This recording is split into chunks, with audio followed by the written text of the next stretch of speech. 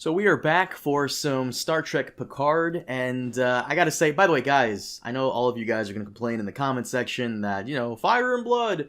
We did release a latest Fire and Blood. It's on my channel. Preston put it up on social media as well. So if you're not following Preston on social media, on his Facebook or Twitter pages, please do that. Preston, what is it again? It's Sweet Robin 32,000? Sweet Robin 9000? Preston Jacobs is Sweet Robin 9000? On Twitter, right? Yeah. Is that Facebook as well? Facebook, I'm just Preston Jacobs, the Sweet Robin. Mm-hmm. Yeah. Okay. All right, cool. And, I forgot, real quick. Yo, you got me demonetized. Kinda, not really, not your fault. You didn't really do anything. What the fuck? YouTube, and you got demonetized too, right? I got demonetized for using the literal use of bundle of sticks, because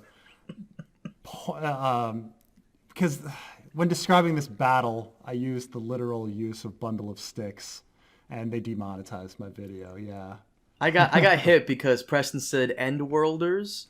See, now that you've said it, you might get demonetized again. I highly... Well, this is going on your fucking channel. I just want to make that clear, so you worry about that. But Preston said end worlders, but I didn't hear the E in there, and the D was like almost not.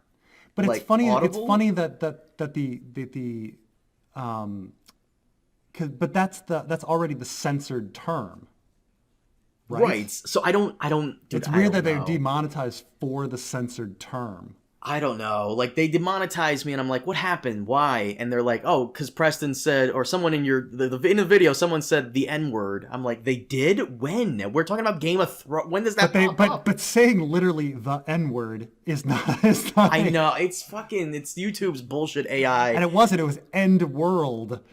But you didn't say end. You said end. Whatever. Fuck YouTube. Well, because human beings slur when they talk. I'm sorry. Mm-hmm. I'm sorry that I slurred. No, it's fine. I got it all sorted out, but I just thought it was ridiculous. So we gotta watch out with bundle of sticks and end world in the future. But guys, welcome back to our Star Trek Picard conversation. We were supposed to record this yesterday, and I noticed the moment I'm like, hey Preston, you want to record some Star Trek? Red Letter Media just came out with their Star Trek. It's an hour of them bashing on it again. Yeah, but I almost feel bad for him because it's like Rich Evans is clearly, like, both of them don't like the show that much, but Rich Evans is much more balanced on it versus Mike. Like Mike will be like, this doesn't make sense, and then Rich Evans is like, no, like that was explained. Like it's this, Yeah, like, and before we do start, I gotta give a shout out to YouTuber Lore Reloaded. I don't know this guy, but he has a great video called Trekkies Debates, addressing criticism of Star Trek Picard. And in his thumbnail, it's Rich and Mike, and he's clearly taking some of the criticism they lobbed at Star Trek Picard, and he's countering them with things in the actual show. So that's a definite watch if you're a Star Trek fan and you want to do that. He even cites one of the counters you made in regards to the Federation and slave labor with the episode Arthur. Yeah. Mm-hmm. Yeah. I mean, they're trying very hard, and keep in mind they're still stuck in that TNG mentality. They're still stuck in that Picard doesn't like kids thing, and they mention, yes, characters are allowed to change, but shouldn't we see the change? Well, yes, we should, but they didn't have. The only time we had was in movies, and the movies are all action oriented. So there wasn't another series for Picard to be in, but. They were trying, and this is funny coming from me because a lot of people accuse me of trying too hard to bash Game of Thrones when I did the season watches with Brandon, Sweet Robin, and Chad, and but I kind of felt that those were more fish in a bucket, like this. They really seem to be searching for reasons to bash the show, over the top. And keep in mind, they really put Next Generation on a pedestal, and so. Oh yeah. But it's nostalgia. They're looking at Next Generation with nostalgia goggles. It's been 30 years. Like, let Picard as a character change. Let Trek change. Come on. Well, we start episode 5, Stardust City Rag. In a flashback, 7 of 9, Mercy kills Icheb, a fellow former Borg drone saved by Voyager, after his Borg implants have been ripped out by the black market dealer Bejazzle? Yeah, it was something like that. Yeah. It's funny because I'd seen all of Voyager, but I'd weirdly forgotten Icheb as a character until like I was like, wait, he's supposed to be somebody, and then I googled it. I was like, oh, Icheb, okay. And it was an interesting theory that Mike from Red Letter Media had on why they so graphically took out his eye and everything. But I don't know. I think I think that was just a coincidence that they were trying to. So that the actor they switched actors for Icheb. They didn't use the original actor because the original actor went on Twitter and posted a bunch of horrible stuff defending Kevin Spacey. Oh, really? It's like, oh yeah. That is so random. I also noticed they replaced the guy for Bruce Maddox originally. I'm assuming he defended Kevin Spacey as well? No, the guy that was doing Bruce Maddox, he just doesn't look the part anymore. As he grew older, he grew goofier looking, and so he's still around. Oh, Jesus. He's still right, but he doesn't act much anymore, and he just kind of he's alive and well. He just kind of looks goofy, and he's a goofy old man now. So they got a new like more fitting the role of down and out professor type. You know. No, so one of the people that Kevin Spacey sexually assaulted is a actor on Star Trek Discovery. Oh, really? Yeah, and so the actor that played Icheb, like, responded to the guy from Discovery who got assaulted by Kevin Spacey, and said, you used a whole bunch of bad language and accused him of lying and saying that Kevin Spacey is great, and it did not go over well. And so the writers are the same writers, so they did not ask the guy to return. Right, that would make sense. He's the guy probably like got himself banned from all Star Trek conventions ever, which is a big money thing, you know. Yeah, I would assume so. In the present, the La Sirena arrives at Free Cloud, where Raffi discovers that Maddox is being held prisoner by Bejazzle. I hate that name. Bedazzled. Whatever. Who intends to sell him to the Tal Shiar. Picard's crew plan to recover Maddox by staging a prisoner exchange, with Seven and her Borg implants as bait. When Bejazzle recognizes Seven, Seven drops the charade and reveals her true intention, to kill Bejazzle to avenge Icheb. Picard persuades Seven to relent, and Maddox is safely recovered and beamed to the La Sirena. Afterwards, Seven returns to Free Cloud and kills Bejazzle without Picard's knowledge.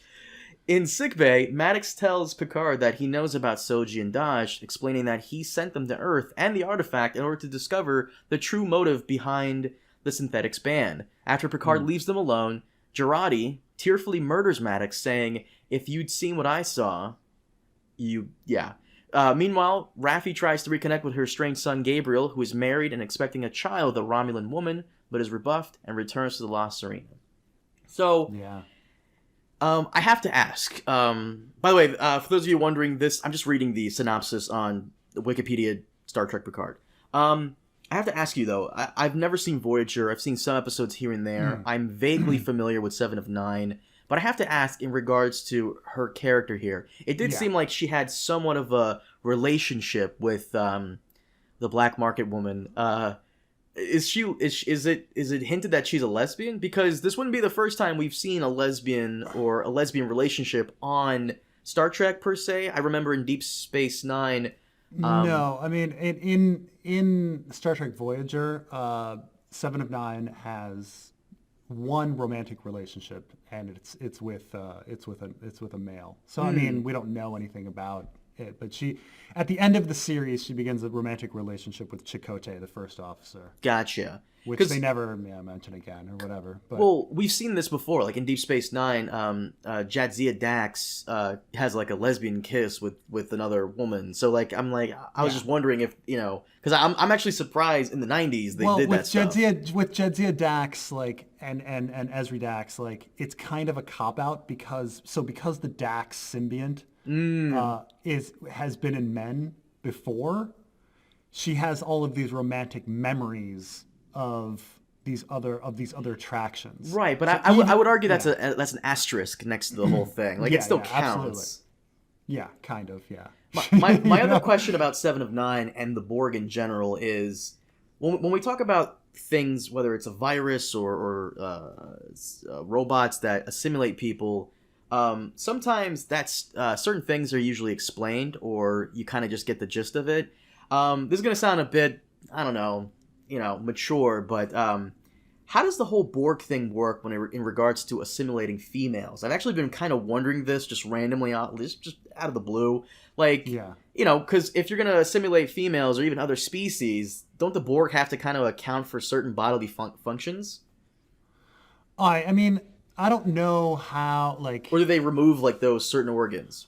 I mean, they might remove certain organs, and they might, like, have little machines that deal with it all. I mean, I don't know how Borg poop, and I don't know how Borg menstruate, and right. I don't know, how Borg pee. Like, there might be some sort of gizmo that deals with it. They might remove all of that. It's hard to say. Maybe Borg women don't have, vaginas and uteruses. I don't know. Maybe there's a Borg hysterectomy. I have no idea. I would love for someone who, like, probably, because there's someone in the comments section who probably read a book on it. If someone in the comments section knows, please put it in there. So this is the difference between Star Trek Extended Universe and Star Wars Extended Universe. So Star Wars Extended Universe has always, it's always kind of darker and less funny than regular Star Wars, because Star Wars has a lot of comedy in it. Mm-hmm. But, they tend not to go for super crazy ideas. Like, they don't kill anybody off. They're not going to build, like, it would be rare to come up with, a Star Killer base, even though there's other plots in the Star Wars books that have, like, a laser that can also destroy planets, but they're not going to go super large. Mm-hmm. They would never, with the exception of maybe the Dark Empire books, which were pretty bold, Dark Empire comics. But the thing about Star Trek Extended Universe books is they're all nuts. They're all fucking crazy. Really? They're all, depends on the author. Like William Shatner, like the ones he wrote are just like ridiculous. Like the Borg and the Romulans like team up and resurrect Captain Kirk from the dead, and you're like, what? Like that's the fuck? It's actually a plot of one of the books. Yeah, so they tend to go pretty crazy out there. A lot of the books. I mean, some of them are well grounded, and then some of them they like to wrap up plot lines that were not wrapped up in the show. They like to throw in the Borg and the Romulans a lot, mm-hmm. Which are already extreme characters. So I don't know. So yeah, I mean, you might find a book that discusses that kind of stuff, but Star Trek Extended Universe books, I don't know if they're as loved as some Star Wars Extended Universe books. Mm-hmm. Because, like, the Thrawn trilogy kind of revived Star Wars, and I don't really think there's a Star Trek book that kind of revived Star Trek. Because I feel like Star Trek kind of went off, like, the cliff a little bit after Enterprise. You can find a few that are genius, just like any medium. But I will say that, I would say that they're mostly pretty bad. Mm. I don't know if you'd say that about most Star Wars books, if they're mostly bad. There's a few ones that are pretty awesome. Some Star Trek books are really good, but I think they're mostly bad. Well, yeah. No. Well, the reason I bring it up is because I'm just so like fascinated with the whole like Borg thing. Since this woman is going after these Borg implants, I think it's kind of hinted at that she wants like cybernetic implants or something to enhance or prolong her life. I thought she was just selling them. Is she just selling them like Borg technology on the black market? Yeah, I mean it's kind of like the beginning of Spider-Man: Homecoming, right? Michael Keaton's character. Oh yeah, like he's selling the Chitauri tech. I think mm-hmm. I think it's similar that she's selling Borg tech, and the Romulans are sitting on a whole freaking cube. Right, and I will say, like, I do like it when certain series kind of address this sort of thing. For example, in the television show The Strain, the vampire virus kind of solves the whole thing because in True Blood and in Twilight, they have everything intact. There's a scene in The Strain where this rock star gets infected with the vampire virus. And there's a scene where he goes to the bathroom, and obviously you don't see it, but he's urinating, and after he's done, his penis just falls into the toilet because he's becoming a vampire. He doesn't need that anymore, you know? Oh. Yeah. Oh, they kind of go into that. So I mean, we don't know how regular people on Star Trek poo. So let alone like how 7 of 9 would poo. I mean, you're never in the middle of a battle and then somebody in Star Trek is like, I need to use the can. Like we vaguely know about sonic showers, but no one has ever talked about how people in Star Trek poo. the one thing I will say that is somewhat consistent with multiple series I've seen is that everybody complains about the replicator and how bad the food is.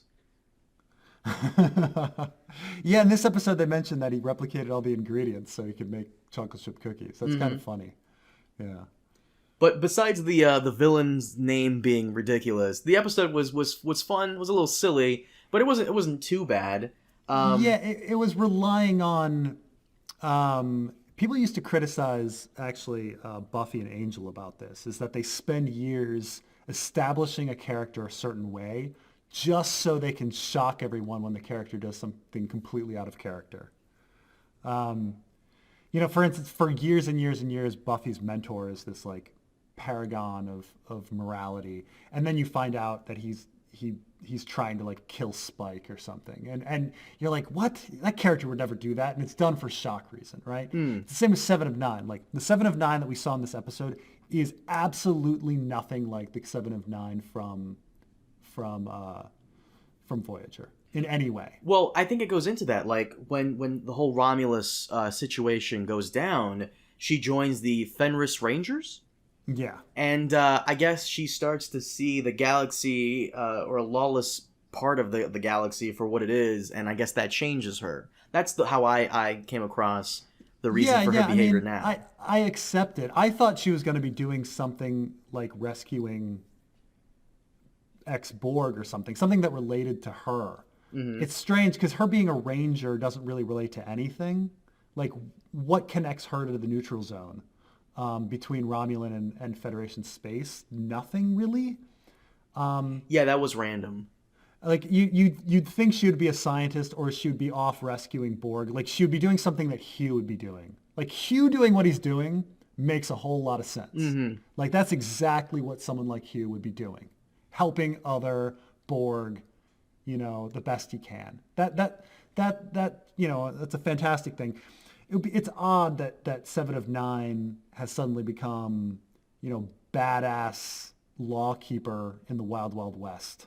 Yeah, and I gotta say, like, it's almost as though they didn't have enough money in the budget to keep her around that long, or maybe they're saving her for season 2, but she just shows up for one episode and then just fucks off. Like, what's... Yeah, and it's odd. It's odd that it's not part of the plot. Like, the plot is about Borg.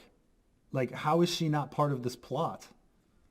It's almost like it's almost kind of like the White Walkers in the books, right? Like it's a thing, but it's kind of a thing like in the back, and that's kind of how they're treating the Borg in Star Trek Picard. Like it's like right now the main plot is we got to find the androids, something about a synthetic ban. The Romulans are up to something. There's a secret subsect of the Tal Shiar, the Zant Vash. They want these 2 girls. And Bruce Maddox is like a target, and we gotta go help him or find out what's going on with him, and stuff like that. And oh, by the way, Borg is here too in the back, so just right. So everybody knows. It's almost like they only brought this woman here, the actress for 7 of 9, just to put her in the trailer, so everybody's just hyped for it. Mm-hmm. Absolutely, absolutely. I mean, you remember the Dyson Sphere episode of TNG? The next TNG, right? Scotty has nothing to do with the plot. Like, he has nothing to do with the plot at all. He's just kind of there. He's just there. They just find him on the Dyson Sphere, caught in a the tractor, not the tractor. Tractor beam loop. Yeah, the transporter thing. Yeah. Yeah, but the plot of the episode is they find a Dyson Sphere, they go inside, and then they have to figure out how to get out, right? Like that's the plot of it. And then Scotty's there for no reason, just to make a cameo. And the character of Rafi, so she's a drug addict or an alcoholic? She's both. Okay. Yeah. You would think in the far future where, Federation, Paradise, whatever, you would think that they would come up with a way to eliminate addiction. Yeah, and yeah, I mean, I understand that in the Gene Roddenberry communist utopia, that kind of stuff has been eliminated. And now, all of a sudden, it's back. Like, poverty was eliminated, and clearly poverty is back. Yes, addiction was definitely eliminated, and now addiction is back. Racism and xenophobia was supposedly eliminated, and yes, it's back. It's all back, But it's supposed to, the fall of the Federation is supposed to mirror, the fall of America right now, right? Really? We were clearly that's what they're making this statement about, right? That we had such this pure idea of how America was becoming this great, multicultural utopia where, we care about other countries and, and refugees and democracy and things were getting better. And now we just kind of believe that America has fallen and is fucked, right? I was going to say something in regards to Rome because there's a lot of like Roman things going on. The Romulus, Remus, Fenris, the wolf. Yeah. Like there's a lot of Roman stuff going on here. So, I mean, it's all that decline paradigm, right? It's just interesting that it's the Federation, because the Federation is the ultimate example of perfect utopian, massive, I don't want to say empire because it's not an empire, but massive, territory. And now it seems to be going into a period of decline, which is weird. But is it though? Weird. Because I will say in the episodes I've seen of TNG and Deep Space Nine, and even some of the original series, all the captains seem to have this like Shakespearean view of what the Federation is and is supposed to represent, and then every other episode they're always let down by some quote unquote rogue admiral or some like super secret subsector. No, it's not. It's not weird in the logical sense or in if you actually look at the human condition sense. It's weird in the Gene Roddenberry thematic sense of what Star Trek is supposed to be. But if you're Gene Roddenberry's vision was limited, so I completely accept moving on. But people from Red Letter Media will say, "Oh no, you've ruined Star Trek, and now it's just like any other lame, edgy sci-fi in the future, which does the same thing." And you're like, okay, maybe, but I don't know. I think it was needed for Star Trek. Mm-hmm. We didn't want another TNG Voyager kind of show.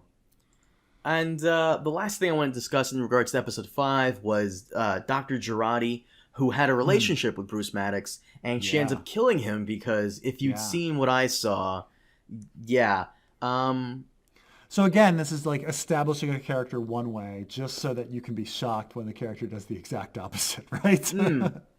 Like she's this nervous, innocent kind of woman, and then you're establishing that she's in a relationship with Bruce Maddox, and then you make her a cold-hearted killer. Well, I guess not cold-hearted. She felt bad about it, but you make her into a murderer. But what the hell could they have shown her? And who showed her what? So they believe that the Romulans believe, or the Tal Shiar Romulans believe that Soji is the destroyer, and that synthetic life will destroy regular life. And so I imagine they showed her something on why Soji would lead to the end of life. I assume that it has something to do with the Borg, that once you combine her synthetic technology with Borg technology, which, Borg assimilates, I imagine once you combine those two, then you create something so horrible, or the Borg would just be so successful that the Borg would just take the entire galaxy or something. I imagine it's something like that. What's the theory going on that the Romulans somehow made the Borg? Yeah, it's either, there's a theory that the Romulans originally made the Borg, but it doesn't quite work because the Borg are not synthetics. Okay, they're cyborgs. And so that doesn't quite work. It's not synthetic life. It's life, with machinery on top of it. And there's a big difference between. And so the other theory is that Soji's going to become like a new Borg queen or something, and that she'll somehow change the Borg into something, horrible that'll destroy the. But that latter theory doesn't quite explain why the ancient Romulans would be against synthetic life. Well, maybe the ancient Romulans that were the ones who created the Borg in the Delta Quadrant had a war, kind of lost, and they fled into the Beta Quadrant, where they, I think, aren't they in the Beta Quadrant now, the Romulus Star Empire? The Romulans are in the Beta Quadrant. Right. So maybe that's what happened, and the sub-secret sector of the Zat Vash is the ones who are supposed to keep a tab on this throughout the galaxy, no matter what. Yeah. Yeah, and I wonder about these visions of the future. Do they just have time travelers, or are they really just going with this like mystical visions of the future? I forgot time travel was a thing in the Star Trek. Time travel's a big thing. Yeah, and so is like the mirror universe. Oh yeah. Oh, fun. Mirror universe, time travel. Yes, it all happens. Gets a little complicated. For episode 6, The Impossible Box, Soji is experiencing a recurring dream for her childhood of a time where she finds her father in a lab with orchids. Aboard the La Serena, Jurati explains to Picard that the injuries Maddox sustained were too much, so his heart failed. Picard informs Jurati and Elnor that Soji was sent to the artifact. While researching the artifact, Picard experiences painful memories when he was Locutus of Borg. Aboard the artifact, Narek enters his own quarters to find his sister confronting him about progress with Soji, but he believes that exploring Soji's dream will reveal the location of her homeworld. On the La Serena, Picard convinces Raffi to get him Federation diplomatic credentials so the Romulans will let him meet with Hugh, the project's director. Soji begins scanning her belongings and finds that all of them are no older than 37 months. But Picard beams to the artifact and meets with Hugh. Soji scans all her belongings and learns that everything is only 3 years old. Narek takes her to the Romulan temple aboard the cube so she can explore her dream, while his sister is secretly monitoring the room. During the meditation, Soji sees that her father's face is blurred in the dream and also sees herself as a doll. When she looks up, she sees 2 red moons and a stormy sky. That is enough for Narek and his sister to start looking for her planet. As Narek tries to kill Soji, she uses her enhanced strength to escape and meets Picard and Hugh. Hugh takes Picard and Soji to the Borg Queen's chambers, which has emergency transportation device that can reach for tens of thousands of light years. Romulan guards try to stop them, but Elnor appears and kills them before staying behind with Hugh to hold off the pursuers. By the way, that transwarp portal in the cube actually plugs a lot of plot holes in Star Trek. Oh. So one thing that they never really explained that so there's in First Contact, I believe. It's revealed that Picard had met the Borg Queen before, but everyone's like, how is that possible? Because his cube was destroyed. So how did the Borg Queen get from that cube and then escape and then end up on this other cube? And the answer is, a transwarp portal door in the cube. There's also, in Voyager, in the Delta Quadrant, they find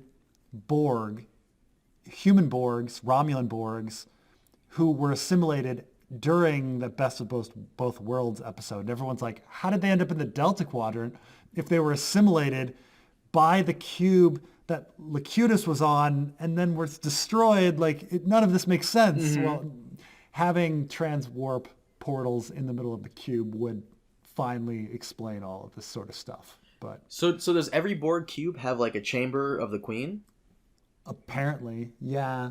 That can be used to transport Borg across the galaxy instantaneously. Huh.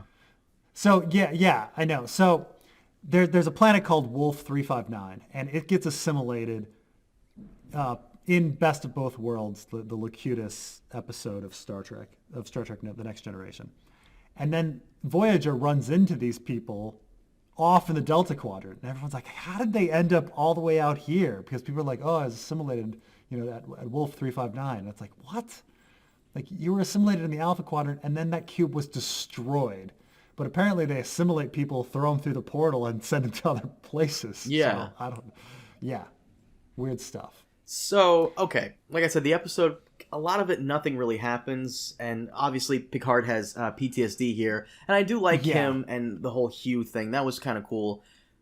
But, And I liked how they snuck onto the cube. I thought her interaction with the Starfleet officer woman was like fine. I thought that was a clever way to get onto the cube. Mm-hmm.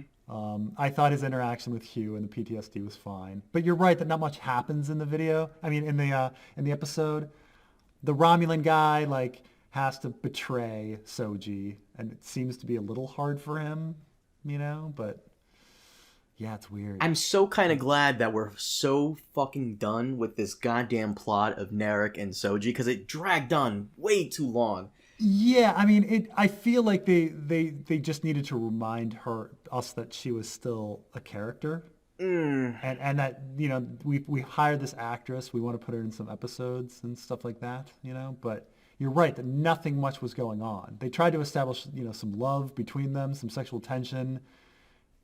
I would say they only moderately were successful in that, Yeah, and I gotta say, I'm getting annoyed with Narek's sister. Like, she's trying to... Yeah, I almost feel like there's more sexual tension between Narek and his sister than... The Lannisters here? What's going on? Between Narek and Soji. But whatever the case, Yeah, we got a Lannister situation going on here, and she's just getting so annoying at this point. It's like, I get it, you're a bad guy, and you have to be like the femme fatale bad guy. Yeah. I get it. It's just getting so... The whole Borg cube thing is really not getting us a lot of the answers that I want, and it's kind of getting on my nerves. And I don't want to say that's because I'm super impatient, but at the same time, they teased us in the Star Trek Picard trailer months ago that, all right, we got Borg, we got 7 of 9, we got all this cool stuff coming back, and we're 6 episodes in, and I kind of know what's happening, and we're past the halfway mark. There's 10 episodes. No, I mean there's a lot of unanswered questions. Like a lot. Like this is more of a mystery arc than anything else. Like a lot of things. Like I don't even understand the premise. Like I still don't understand why the Federation like abandoned rescuing the Romulans. Like it doesn't even really. I still don't understand what happened on Utopia Planitia on Mars. Like. We still haven't gotten all of those answers. And it's not like Watchmen, where every episode presents a mystery, but it answers one and presents a new one, which was satisfactory. It keeps me coming back for more and wanting to know more, but it's also... more like they've forgotten about a mystery that they introduced. Right. And they go on a side quest to have Picard put on a French accent even though he's French. They must ironically know how... Like, they must know how ridiculous that is. Like, that must be ironic, right? I would assume so, but... Picard putting on a French accent? Like, he's French. I don't... Like, how can he put on a French accent? Right. I don't... Yeah, and I think you're right here. Like, where The Mandalorian was essentially an entire season of him just going on random jobs and side quests, this also kind of feels every now and then like a series of side quests.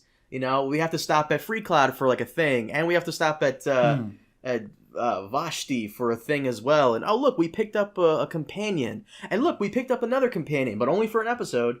And it's okay. It's. I guess I'd be fine if. What's funny is this is only a 10-episode season, right? Mm-hmm. So I kind of know that they're not going to tie everything up because it's just too many things. Yeah. Like if this were the beginning of if this were a 25 episode season, I'd be like, well, they've got a lot of stuff to go, but we've got a whole season ahead of us. We don't have that much time. We really don't. We have 4 episodes left, and I still kind of don't know what's going on. Right. I don't know why the Romulans are trying to help free people from the Borg. I don't know where the Romulans live. I don't know what's gone on with the Romulan Empire. Like, Romulus and Remus are blown up. but how's the Empire doing? Like, a lot of unanswered questions.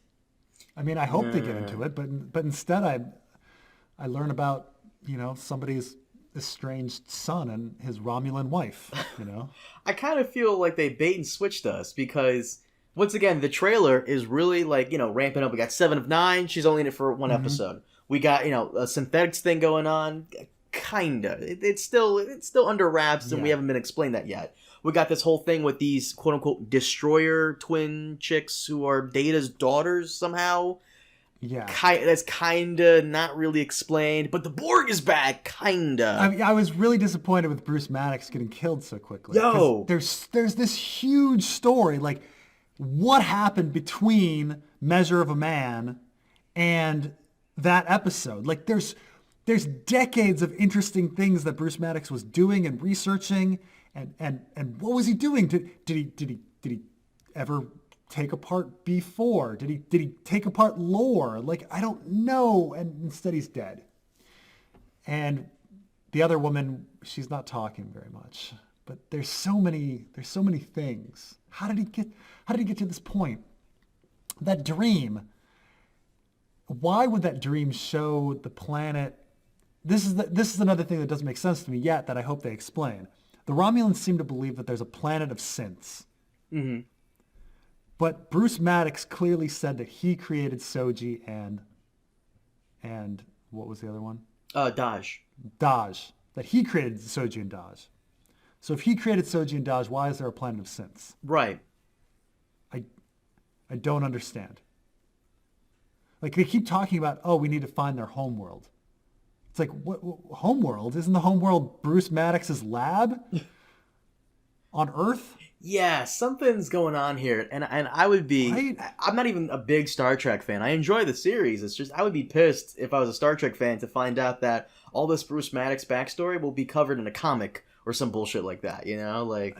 Right. Yeah. But so far, Star Trek Picard is, like I said, it's not bad. It's just like. I mean, I would also love to know like how 7 of 9 went from woman who was probably going to go to Starfleet, who was a scientist, who was in a relationship with Chakotay, who had this like friends and family, to a ranger who kills people, who murders people in revenge. Yeah, like this all kind of better. Like first off, the 7 of 9 backstory that will definitely be covered in like a comic or a novel or something. I can definitely see that. Or maybe a couple of throwaway sentences in season 2 because like her relationship with Icheb was covered in Voyager. Like that's all established. Mm-hmm.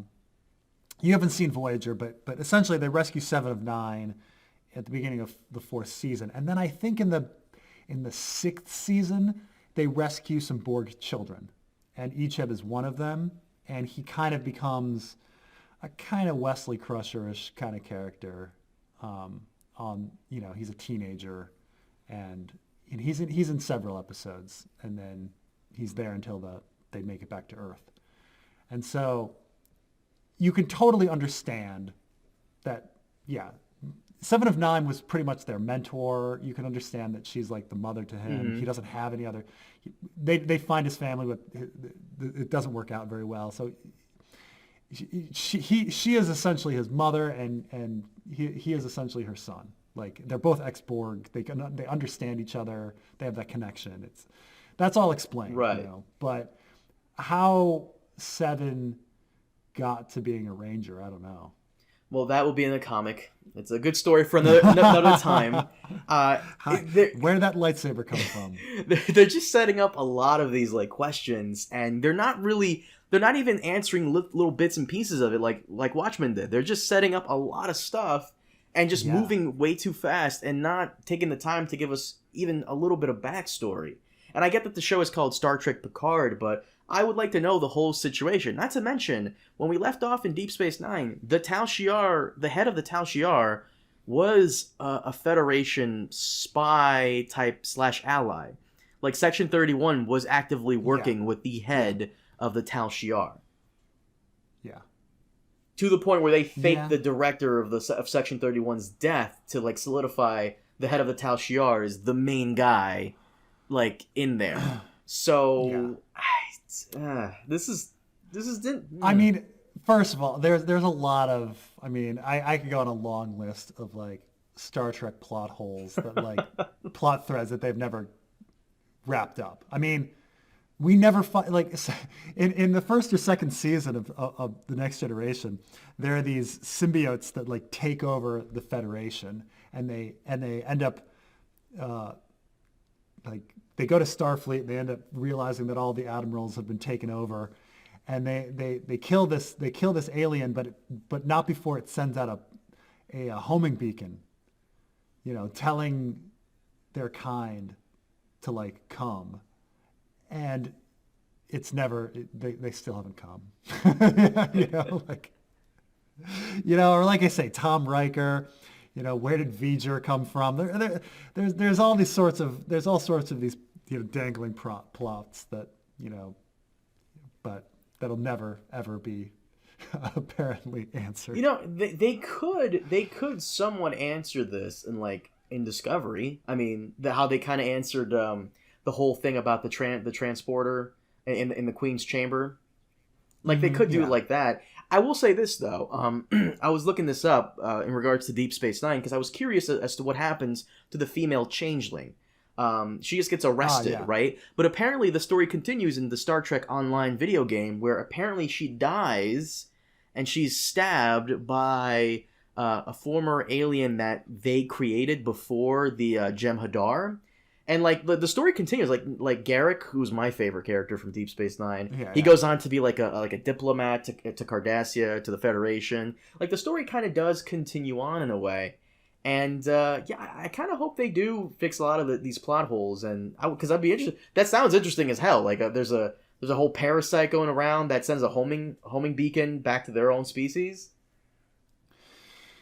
Yeah, never covered again. Or Tasha Yar's Romulan daughter from a different timeline that like entered our timeline. She's never brought back again. I mean, there's all sorts of weird things. There's a lot of shit going on here. Holy fuck.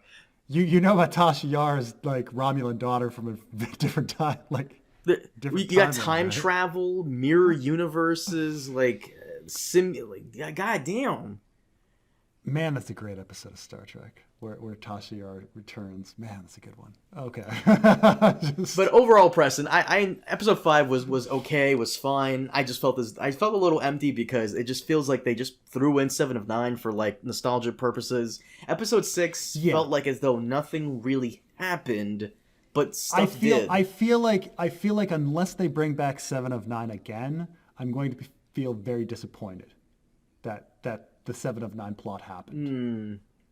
There was no point in it other than to hey, remember your fond memories of 7 of 9? Well, we've smashed them. You know, we've brought back Geordi. He's now a mass murderer. You know, we've put, you know, like, they've never explained how Wesley Crusher got back with the Traveler. They never explained that. You're gonna kill yourself over this crap. I know. But these last 2 episodes, if they don't start explaining shit soon, I'm gonna be pissed. But we don't have many episodes left. We got 4. We're 6 episodes. We got 4 episodes left. So they're gonna run. We got Riker and Troy. Any more cameos besides Riker and Troy? Unless they use the de-aging process and bring back Captain Kirk because the Romulans and Borg teamed up. I have no idea. I think that's it. I mean, I'm just saying from the previews. Oh, I don't remember. Yeah. Like Guinan ain't coming back. Not this season, at least. She's confirmed for next season. That's another. I'm sorry. How Guinan and Q know each other. That's a huge plot. Oh yeah. That was never ever gone into. Q fears Guinan, and yet. We have no idea why. Never explained. Like I said last time, I want a reappearance of Q. That would be interesting. I want Q to come back. I want Guinan coming back in season 2. That's confirmed. Okay, so they've already renewed a second season. Yes, I think so. Okay. So we better get some answers soon. Otherwise, I'm gonna be fucking pissed. This is getting a little too out of control. It's getting out of hand. We need some concrete answers. Otherwise, fuck, man. I'm about to just dip on this show. It's funny though. I almost feel like Like they should sit down. I mean, granted, there's 160 some episodes of Next Generation and Deep Space Nine and Voyager, like each. So I mean, I'm asking a lot because it's like you're talking about nearly 500 episodes of Star Trek. But it's like I kind of want them to go through those episodes and be like, okay, what plot threads have we not closed? Oh yeah. I feel like they're gonna close. I feel like they have to bring back. They have to mention lore. Like I feel like they have to just based on the subject matter. Well, right. They brought back Data for that one dream sequence, so they kind of have to, I guess. They've got the actor. Why not use him again? Right. Because they dismantle lore in the Hugh episode where he comes back, and then we never find out what happens to lore. You'd think that Bruce Maddox would be very interested in getting his hands on lore, considering he had a positronic matrix as well. So we'll see. I mean, or maybe it's a season 2. There's a lot of we'll sees here. I'm getting quite upset with this. I want some more fucking answers. Like this is getting a little too. But hold on. But weren't you also a little? I mean, okay. I'm not being fair, but I was like, weren't in the middle of Watchmen, we were pretty nervous that they weren't going to wrap everything up, and for the most part, they wrapped everything up. For the most part, yeah. They left out 2 things, like Lube Man, which. If you know how to look on the HBO website, they kind of wraps that up in a sense, and the Owl, which he's in prison, whatever. Yeah. That's basically all you need to know. I mean, and so now I'm not going to say that like the writing team for Picard is as talented as the writing team for Watchmen, but I'm saying that they do have the time. They do have the time to wrap everything up, considering that the main plot is going pretty slow, right? Mm-hmm. Because the main plot is Jean-Luc has to rescue Soji and uncover the Romulan conspiracy, right? That's a pretty slow moving plot. They can do that. Well, but here's the thing, though. Let me ask you this before we wrap up the podcast: do you want this whole Romulan Soji destroyer Borg plot going into the next season? I kind of want something new. This is kind of already wearing me out, and kind of like I'm kind of getting bored of it already. I don't want this protruding into the next season. I kind of feel like at the end of the season, they will have solved that, and Soji will be like a member of the crew. Right? And then he'll have his ship, and they'll have a new adventure for the next season. I don't know how they're gonna forgive the woman for killing Bruce Maddox. Yeah, that they're probably gonna replace her with Soji, maybe. Yeah, maybe. Yeah. But it's like they spent half the season assembling the crew. I mean, I guess every episode pretty much they get somebody, right? Yeah. Second episode, the captain, the doctor, the L. Ron. And then I guess they got Soji. So we'll see. We'll see. This whole season's about assembling the crew. Elnor, who was set up as a badass. Why did I call him Elron? Elrond from Lord of the Rings. I think so. Elnor, who they set up as a badass, then gets kind of captured. I believe he's captured. I thought I saw in the previews that he was captured. So. Oh, maybe, but it went dark, and then he's like. Doesn't he say something like... Stay behind me. We'll call them off for a few minutes. Like, okay. Yeah, or something. Or he tells everyone to surrender. The character of Hugh kind of really grew on me. I really liked his interaction with Picard. I really like Hugh. He might be my... Oh, the actor does a really great job. I really like Hugh. But these last 2 episodes, they're okay. Shit needs to start happening. Start explaining things more coherently, and we'll be fine. Yeah, I mean, like I said, this is Picard, like, overall, it's a pretty good show. It's not excellent by any means. It's not the dumpster fire. Red Letter Media makes it, Red Letter Media makes it out to be. It's pretty good. It's got a lot of fan service. It's exciting at times. I'm into it. I'm fine with it. But it's a show that would be best served if they released the entire season in one go instead of one episode per week, because that's what's kind of bothering me. Then we couldn't sit here and talk about it. Preston, can we wrap this up? Sure thing. Guys, thank you so much for joining us on this. What did the guy call it? Picard-Cast? The Picard-Cast? Thank you so much for joining us on this episode of the Picard-Cast.